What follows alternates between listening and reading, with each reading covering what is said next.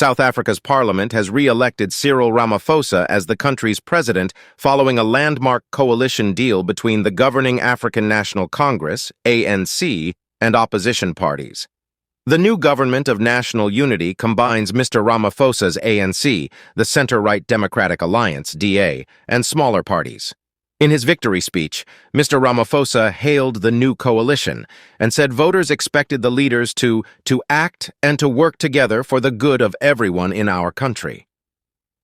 The agreement was hashed out on a day of high political drama, which saw the National Assembly sitting late into the evening for votes to confirm who would hold power in the new administration.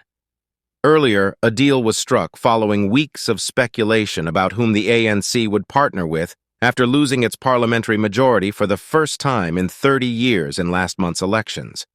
It got 40% of the vote, while the DA came second with 22%. ANC Secretary General Fikile Mbalula called the coalition deal a remarkable step.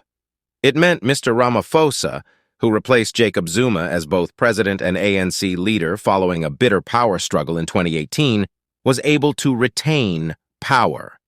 The next step is for Mr. Ramaphosa to allocate cabinet positions, which will include members of the DA.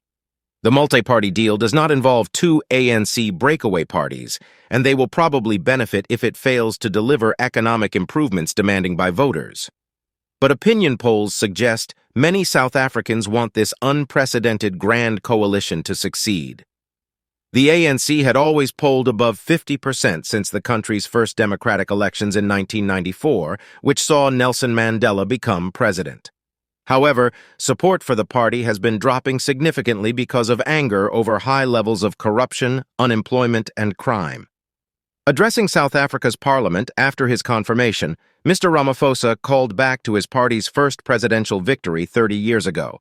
"We have been here before. We were here in 1994, when we sought to unite our country and to effect reconciliation. And we are here now," he said. An alliance between the center-right DA and the ANC is unprecedented, as the two parties have been rivals for decades. Under Nelson Mandela, the ANC led the campaign against the racist system of apartheid and won the country's first democratic elections. The DA's critics have accused it of trying to protect the economic privileges the country's white minority built up during apartheid, a charge the party denies.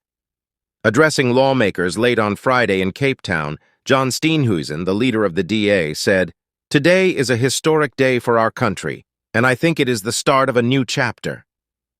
The National Assembly also swore in a speaker from the ANC, while the post of deputy speaker went to the DA. Among the party leaders speaking after the agreement was reached on Friday was Julius Malema, head of the Economic Freedom Fighters, the party he founded after leaving the ANC in 2013. He said while his party accepted the results and the voice of the people of South Africa, he criticized the agreement, saying, "We do not agree to this marriage of convenience to consolidate the white monopoly power over the economy and the means of production in South Africa." Kindly like, subscribe, and share your thoughts in the comments section.